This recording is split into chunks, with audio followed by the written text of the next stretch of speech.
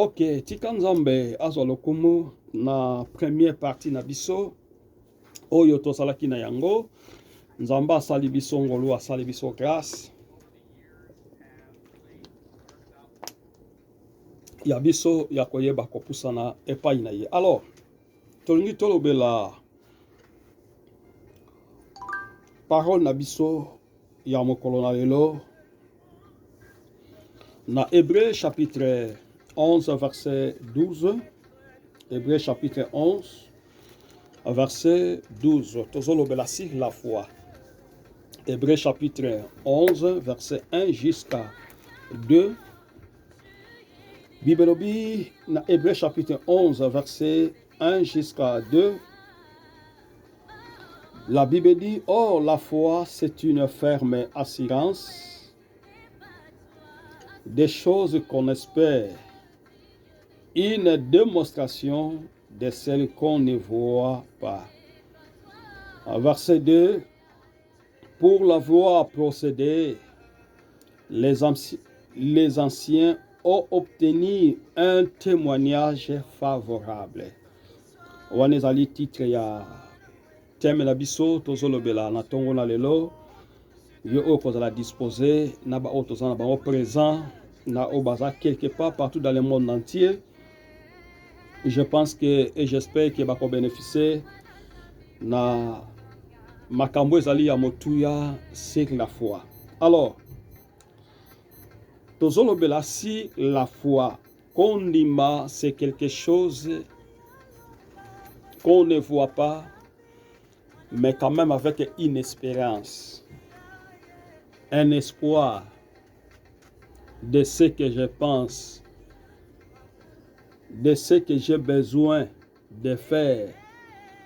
Nakoki kosala yango, nakoki kokanisa nini nakoki kosala, parce que tout ce que nous sommes en train de faire dans ce monde, et outaka tout d'abord na bakalikili na biso oyo babengi yango peut-être ezeuta na intelligence na biso ou ezeuta pe na manière mususu pe ya kondima. Moko na biso apansaka asala eloko malamu, apansaka ke lelo na meko raisonner soki lobi nkolo asungi ngai nasala eloko moko ekoki koedenga à l'avenir. Mais parlant de cela, eza pe na bato oyo bapansaka ke soki nazwi esengeli nakende ko luka basi nakanga baba nasala eloko moko quelconque, c'est-à-dire na mayele na yepe aza ko penser eloko ya ndengo wana, c'est-à-dire aza toujours na kondima soki nazwi nakoyeba kosala quelque chose, mais peut-être quelque chose yango yali na sens moko babengi yango na sens moko yali négative. Mais biso bandimi liloba na Nzambe nde eza vie pe eza bomoi. Topesaka espoir na biso epai ya motu te. Peut-être tant tozaki na ba connaissance ya liloba Nzambe te, c'est-à-dire espoir na biso pe ezalaki na nzela ya baboti oyo baboti biso, ya bato pe baedaki biso. Mais tangu to recevoir Christ comme Seigneur dans notre vie, nous avons compris que moto ya koki ko batela moto, moto akoki ko protéger moto, moto akoki ko pesa moto vie ezakaka Yesu Masia. Amen. O bibelobi ba oyo balandaka ye, ba oyo bayamba ye, bazo salela ye na solo, bazo salela ye na vérité, bazalaka jamais déçu, et puis bazalaka jamais kozanga elikia epai na ye, parce que bibelobi ba oyo nyonso balandaka ye bazalaka déçu ata mokolo moko te. Nalingi na rappele yo mwana Nzambe partout yo kolandanga, sokoza na espoir ya solo, espoir oyo ezali na kati na munoko te, mais espoir oyo ozobano confesser yango na kati na motema na yo, na motema nde et permettre oyo eza kati na yo eloba et dévoiler secret ya motema na yo, et Dieu est capable d'agir. Que ce soit le moment, que ce soit le temps, que ce soit les circonstances, notre Dieu, il est capable de te donner ce que ton cœur désire. Nzambe akopesa yo oyo motema na yo eza nango posa. Mais pour koma na niveau wana, ça demande, il faut avoir la foi. Voilà pourquoi je prêche la foi ce matin. Là où vous êtes, là où tu es bien-aimé. Nous avons un Dieu qui est capable, il opère. Amen. Nzambe a opéraka. Natan nyonso. Et pas Nzambe zaka na saison te. Parce que c'est lui le maître de la saison. Nzambe, il opère aujourd'hui. Il opère demain et lendemain. Pourquoi pas éternellement? Parce qu'il est Dieu. C'est lui qui est au-dessous de toutes choses. Celui qui assume toutes choses. Oyo tozomona na environnement na biso, oyo tozomona na kati na mokili, oyo tozomona partout biska toza kotambola, nous avons un Dieu qui est capable, bien-aimé. Voilà pourquoi ce matin, je veux que tu puisses comprendre la foi, la dimension de la foi. Motosoki azangi kondima, eza difficile asala eloko malamu. Motosoki azangi kondima, eza difficile avancer liboso. Motosoki azangi kondima, eza difficile atteindre ba objectif na ye oyo azana ngoposa. Parce que Paul dit, or la foi c'est une ferme assurance. Kondima ezali eloko yo mutu aza kotia elikia. Kotia elikia oza komona te. Na bomoto ozo mona eloko ango te. Me makanisi na yo, ide na yo, bokasi na yo, force na yo. Ozoloba yo moko katino ke naza capable ya kosala pe quelque chose. Et eloko nazo kanisa lobi elaka nzoto. Bien-aimé, ça eloko te biso biso to kosala brisquement na bomo ina biso soki ebandaki na makanisite. Parce que makanisite eza centre ya bon, ça dit bon moto ya moto. Na biso ba Kristo to benga kango l'esprit. Yango Jean Zoloba, l'esprit rend témoignage à notre esprit en réalité que nous sommes les enfants de Dieu. C'est-à-dire quoi? Par l'esprit qui me rend ce que je suis un enfant de Dieu. C'est toujours pas mes pensées. Bien-aimé, nalingi ko grandir dimension ya pensée na yo, dimension ya conception na yo, ya intelligence na yo, elata nzoto na ba oyo yo zo kanisa. Assurance de quelque sorte, ezali une protection. Amen.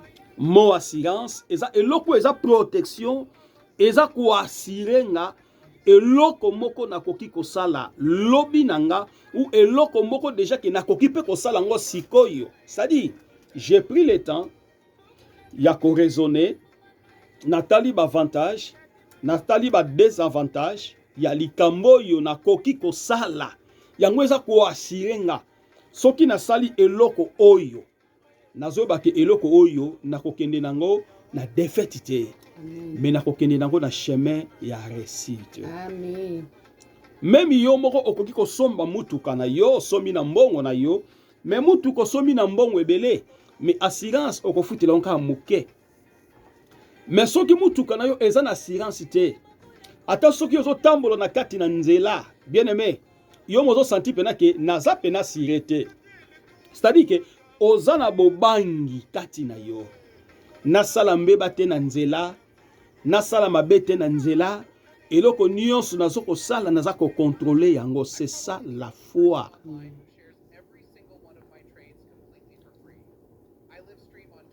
Paul alobi des choses qu'on espère. Oyo tozali kokanisa. Des choses, c'est au pluriel. Oyo tozali kokanisa. Ozali ko espérer loko nini bien aimé. Oh basperaka eloko oyo esimami na maboko na moto te.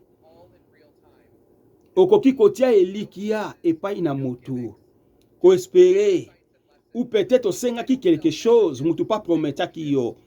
Mais mokolango komi, mutongo pokutie na problème, a komi incapable, ya koyeba ko résoudre likambo yo bosolo laki dans les miable, bosolo laki na tango ya malamu, mokomi mukolo wana solution ya likambo wana epesa miliote bien aimé.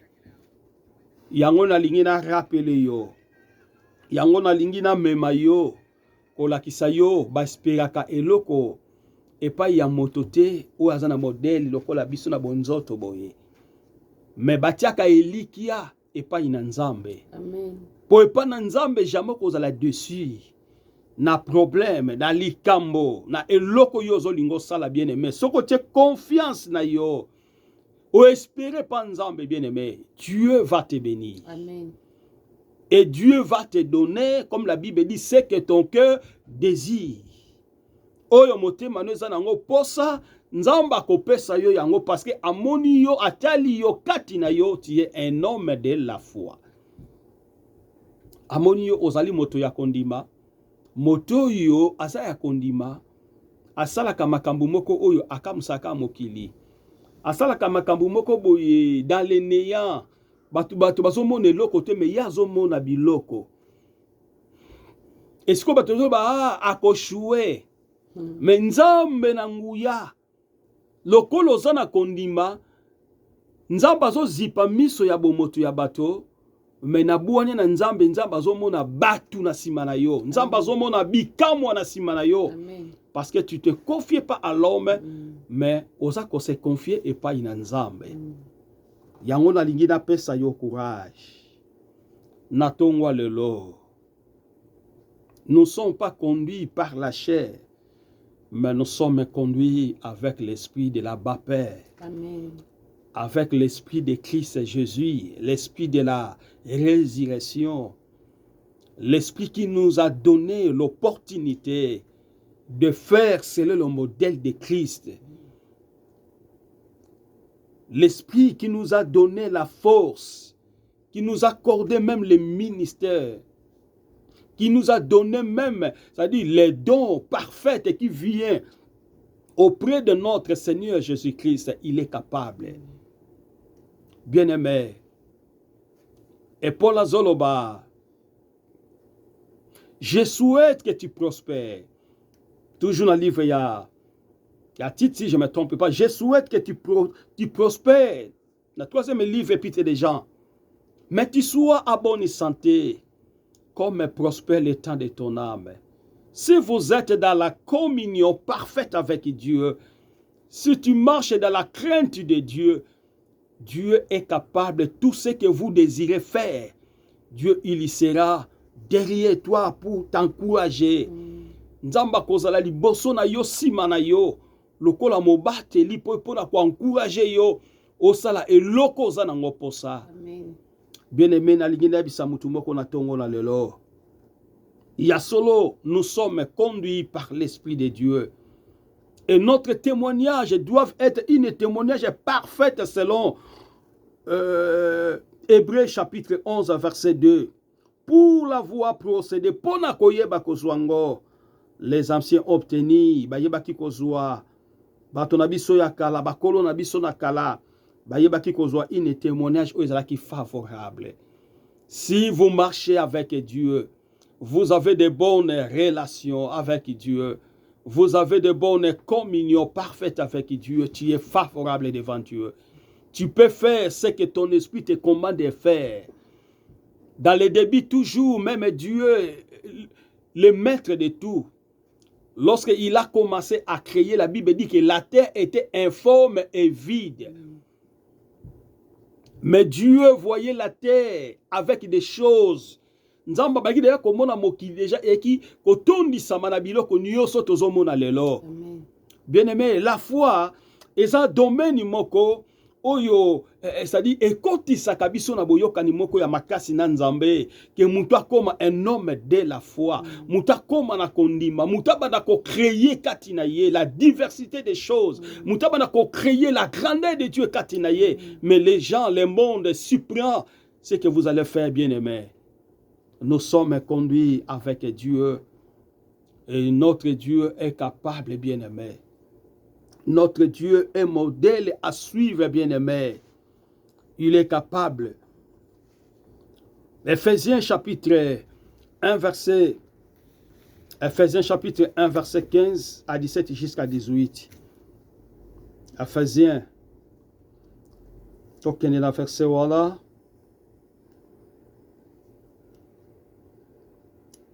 Éphésiens, après Galates, c'est l'Éphésiens.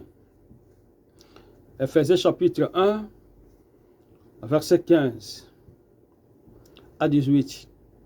Bible obéit, c'est toujours c'est Paul qui dit, c'est pourquoi moi aussi, ayant entendu parler de votre foi, na yango ngai pe na yokaki koloba na tina na kondima na bino au Seigneur Jésus-Christ, na nzela na Yesu Masia, de votre charité pour tout les saints. Bien-aimés, ce que nous sommes en train de faire à travers la foi et quoi affecter pe batomosusu ndenge Paul azoloba par rapport na ba chrétien ya Éphèse ayokaki kondima na bango pe foi na bango na nzela na Yesu Masia o eza bolingo po na ba Kristo nyonso bien-aimés. Nous sommes là pour recueillir la grandeur de Christ Jésus. Nous sommes là pour évangéliser le monde en ce qui concerne le péché, pourquoi pas la justice. Nous voulons que les modèles de Christ, que nos églises soient des églises modèles en parole, en vérité, en charité, dans l'amour de Christ. Et en ce moment-là que la grandeur de Dieu va se manifester dans notre église bien-aimée. C'est que Paul désirait pour les chrétiens de l'Éphèse. Du verset 15, il a dit, je n'ai cessé de rendre grâce pour vous. Nabanda ki kotika te koloba ngolu na nzambe ezala liboso na bino en faisant mentionner de vous dans mes prières. Tango nyonso naza kosala losambo nanga nabanda ki kotika bino te. Nabandaki kobondela pona bino. Bien-aimé, musala oya nzambe, musala oya malamu, tokotika te kobondela pona yango. Partout bisika tozali, toko mentionner na balosambo na biso, sadi na mitema na biso, na losambo na biso toko lobela toujours kombo na Yesu, e misala na nzambe ekende liboso.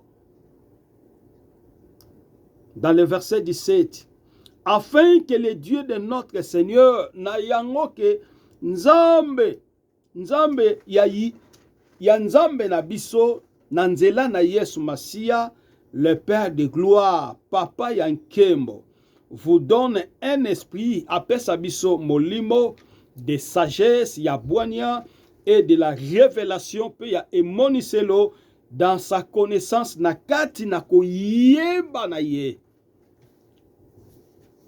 Paul parlait pour l'église de l'Éphèse. Chaque fois il est dans sa prière, chaque fois il est devant le Seigneur, il était là pour prier pour les fidèles, pour prier pour l'église. Azosenga pa ina nzambe, apesa biso, atondisa biso, nakati na molimo na ye, ya sagesse. Bien-aimé dans le ministère, la sagesse, eza eloko eza motuya. Amen. Même na kati na ndako, o eza bandako na biso, sagesse, eza fate moko, eza ya mutuya kati na ndako. Soki mutazangi sagesse, akobimisa même secret, ya ndako na ye, ya mwasi na ye libanda pa ba camarade na ye. Mais moto yaza na sagesse, même si eloko moko eze passé na kati na ndako na ye, mais akoza toujours na secret ya koyeba ko bomba aza toujours na secret ya koyeba komaniola eloko wana ndenge esengeli. Mais lelo, nous avons des problèmes concernant la sagesse dans nos églises. La dimension de la foi, la dimension de comprendre Jésus, chacun de nous a un modèle, a une façon à comprendre makambo ya Nzambe. Mais c'est toi que Dieu t'a mis devant. Mais na yo Nzamba tio liboso, il faut prier beaucoup. Dieu te donne la sagesse avec un esprit de l'amour. De manière que le nom de Jésus est élevé. Comme Paul dit, la révélation est mon iselo. Il faut prendre le temps, prier Dieu. Seigneur, j'ai besoin de faire quelque chose. Seigneur, aide-moi. Secouris-moi.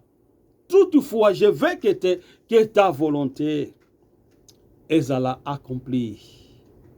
Si Dieu tu veux, donne-moi la réponse. Si Dieu tu ne veux pas pour le moment, donne-moi la réponse.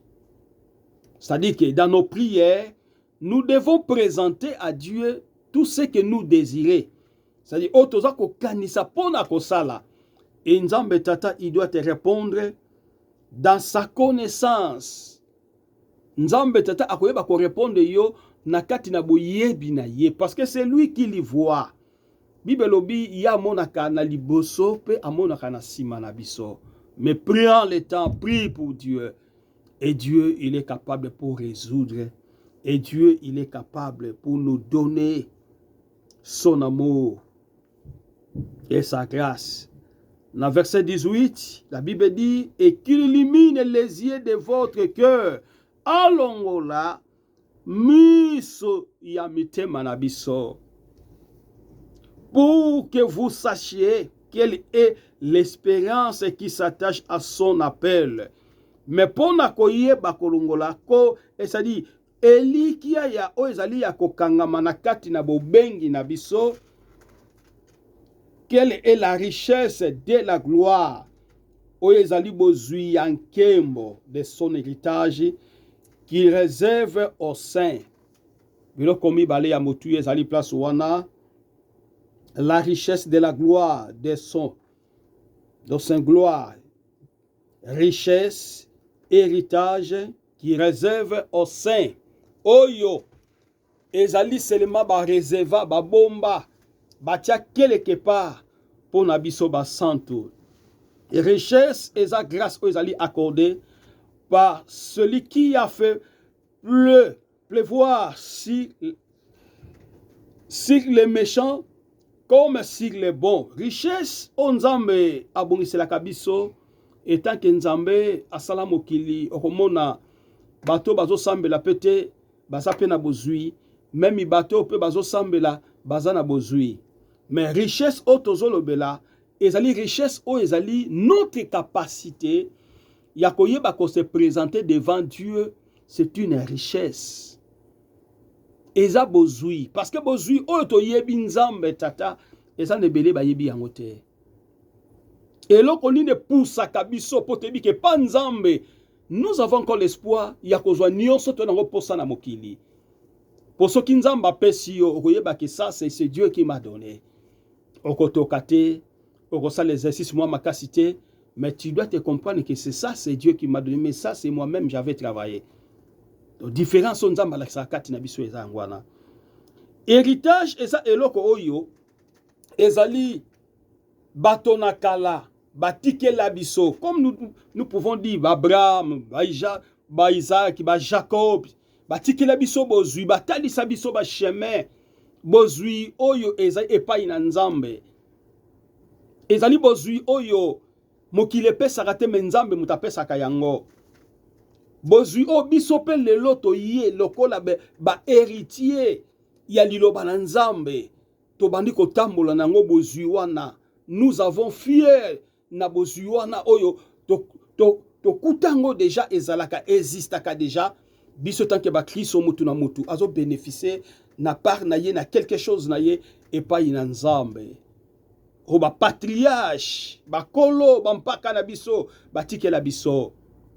Totanga verset moko na Psaume 46 na Psaume chapitre 19. Psaume Ancien Testament chapitre 119 verset 11.